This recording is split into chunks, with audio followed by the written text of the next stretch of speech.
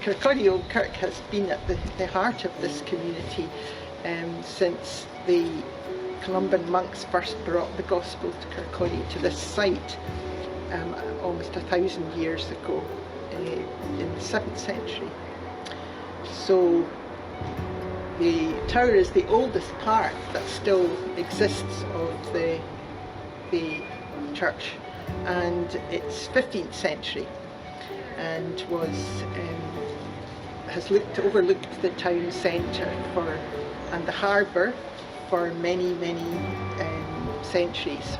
So it has overlooked the growth of the town from its early days as a harbour trading as far as the Baltic and Russia, quite prosperous in the Middle Ages, and the development of the Lang Tun along the High Street at the bottom of the road here, at the bottom of Kirkwynd.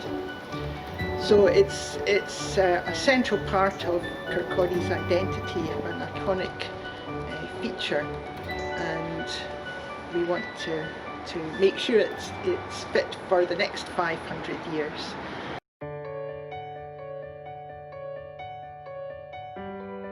I'm Graham Wilson, and for almost 50 years I've lived in Kirkcaldy and worked in the whole of the area of Fife.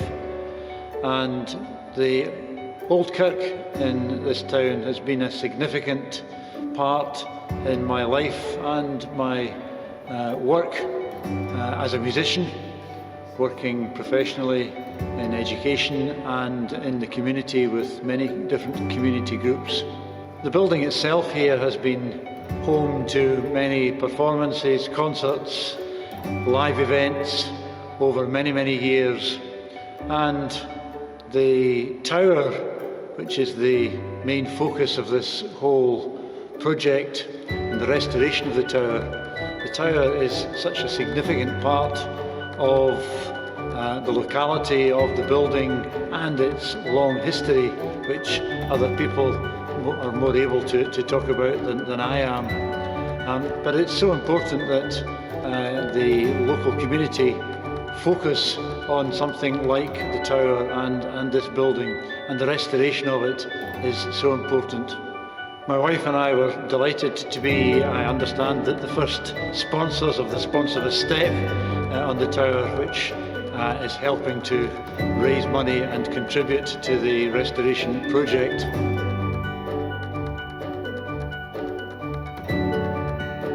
The Old Kirk itself has been home to, as I've said, many different performances, and locally the Kirkcaldy Orchestral Society, which is Fife's community orchestra, is now based here for half a dozen years now. We relocated to this building and we do all our rehearsals here, all our performances here, and regularly we give 5 or 6 performances, maybe even more every year, and we're able to fill this wonderful auditorium. Not only the orchestra though, there are other musical activities taking place here, jazz concerts, organ recitals, the Lang Tun singers, which my wife conducts and I accompany, some of the very many different events which take place.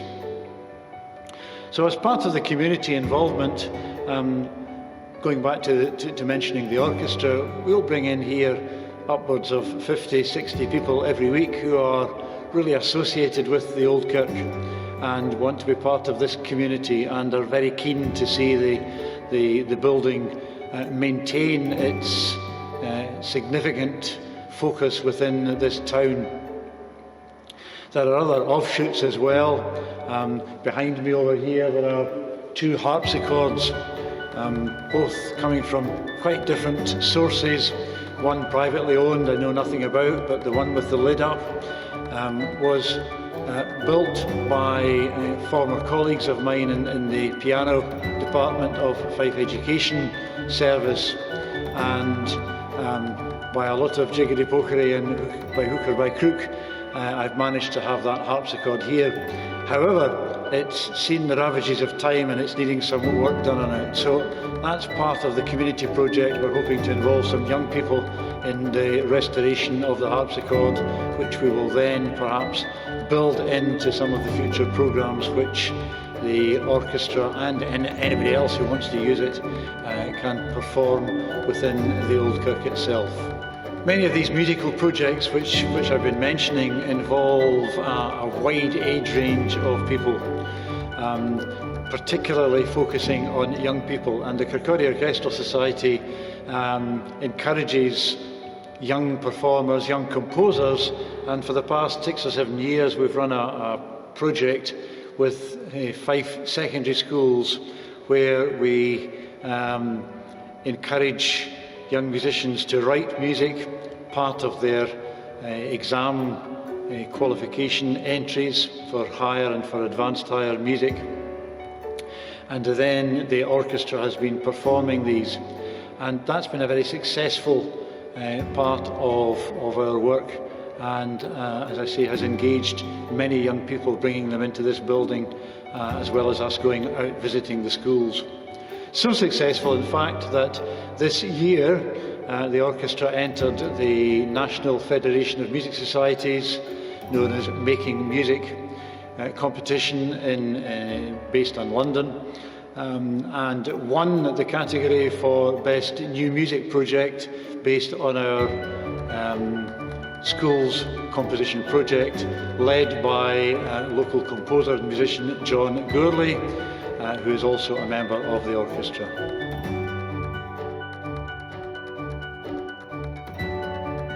The tower is leaking quite badly now. Well, it's deteriorated over the last couple of years, and it is flooding. Every time it rains there's pools of water, and that's why there's a big plastic sheet over here to try and save the ceiling downstairs. We haven't tarpaulin the other bits, but the ceiling of the ground floor of the tower is cracking, and so we try and keep it a bit drier.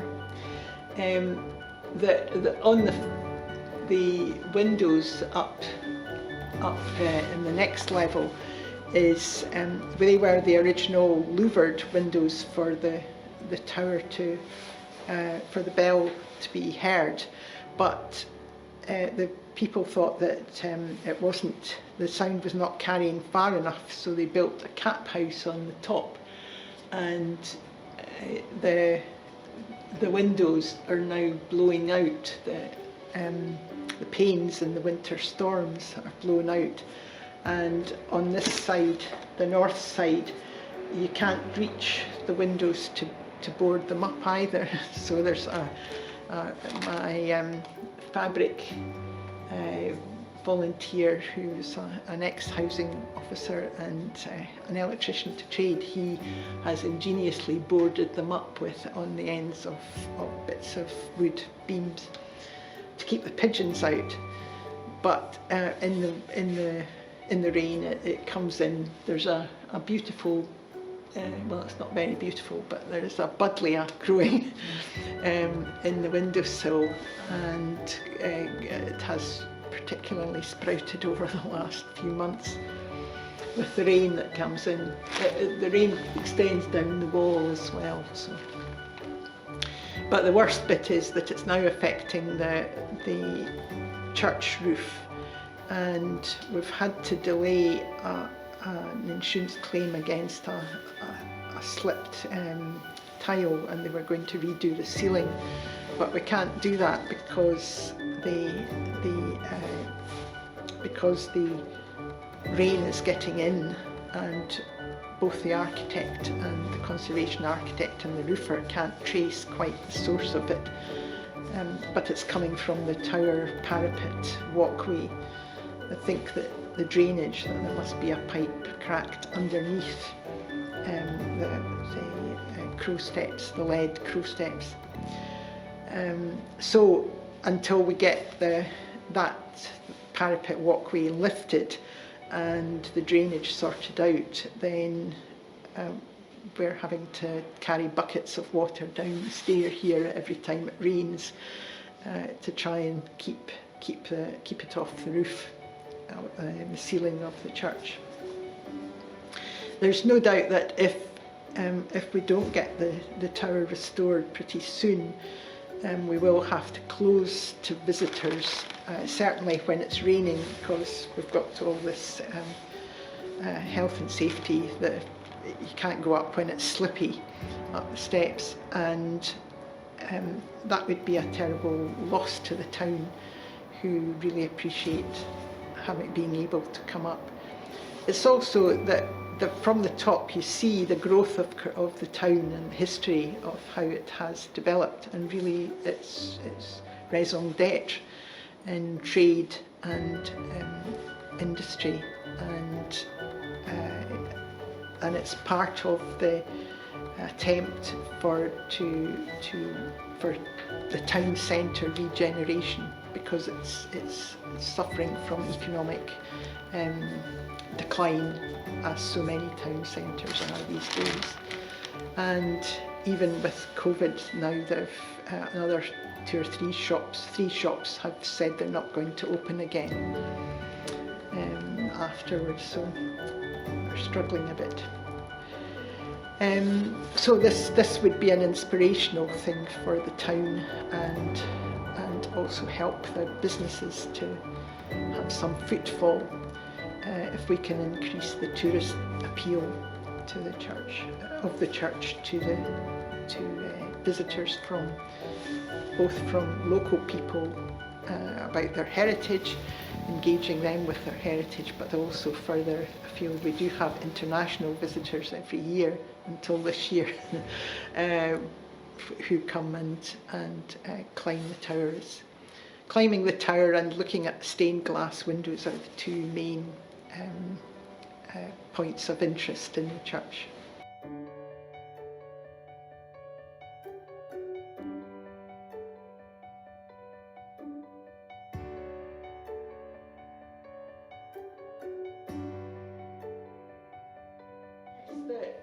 One of the safety improvements that's going to happen in the project is this staircase. The ladder is going to be replaced with a spiral metal staircase, so that there's better access. The architects weren't very happy with this staircase, because it heads on to the over the barrier and down to the next level, so that if you did trip, it's a further way to fall. So that the staircase will come down here onto the landing. There were also, the engineers were particularly interested in the head of the ladder, in securing the entry onto the stone staircase. But the architect can give you details of that if you want.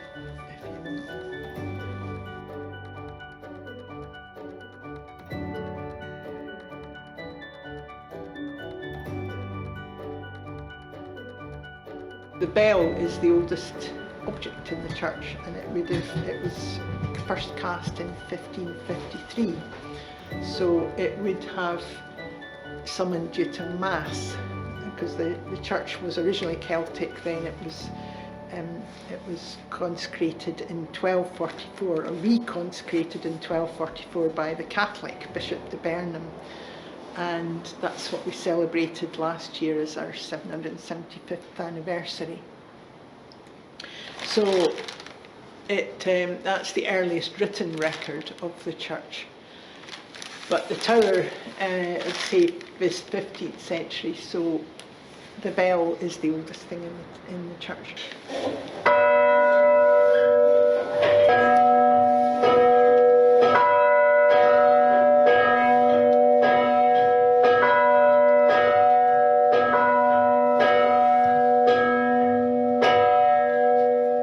The bell is part of the renovation of or restoration of the tower. It's been recast several times, but it could do with a clean, and when we've got scaffolding up, we want it checked over as well for safety, and they're going to renew the bell frame, well, clean it and restore it.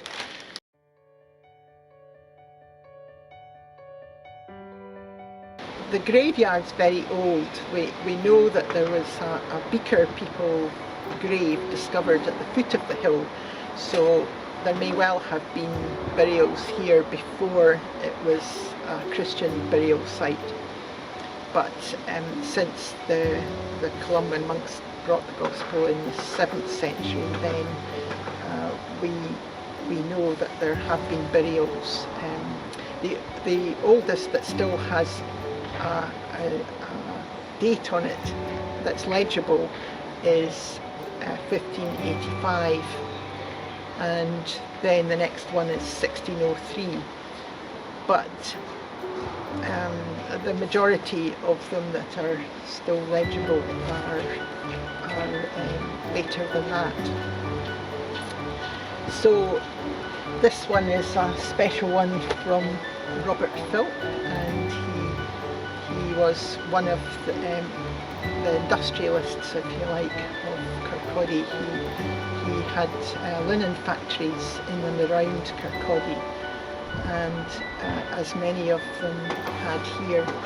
And over at the other side is the grave of Michael Nairn, who invented linoleum and became, for which Kirkcaldy became famous. And there is a poem, "The Boy in the Train," cut in linoleum at Kirkcaldy railway station, about the queer-like smell by which you can recognise that this was Kirkcaldy, the manufacturer of linoleum.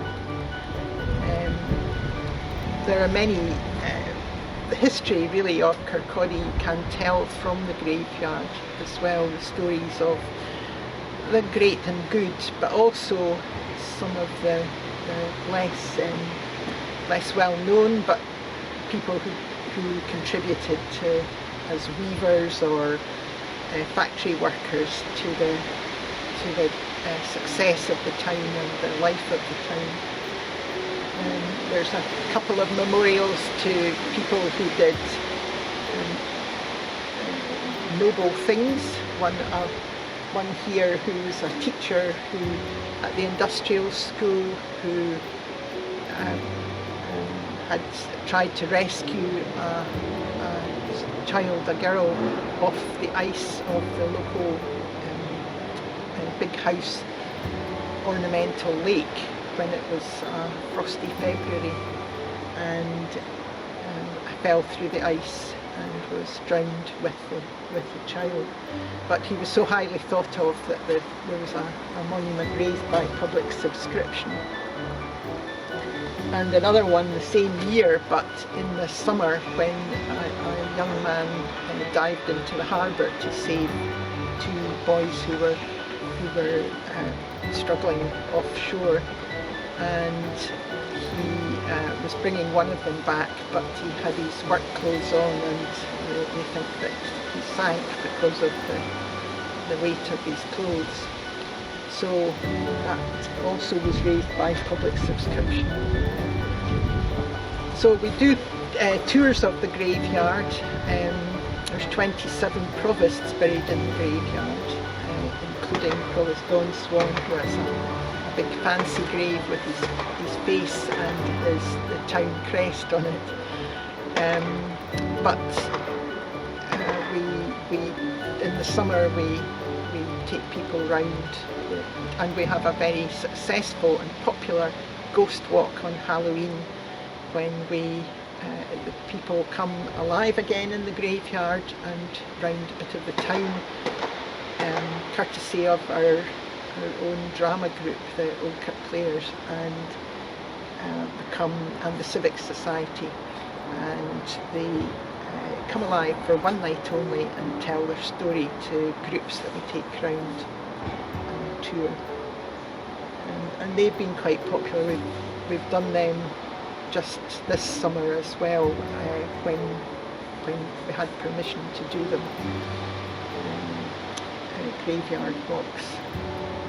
We also do one with, George does one about Adam Smith, who was born in Kirkcaldy, and who we know his baptismal date, we don't know his birth date, because he came to this church and is in the records for that.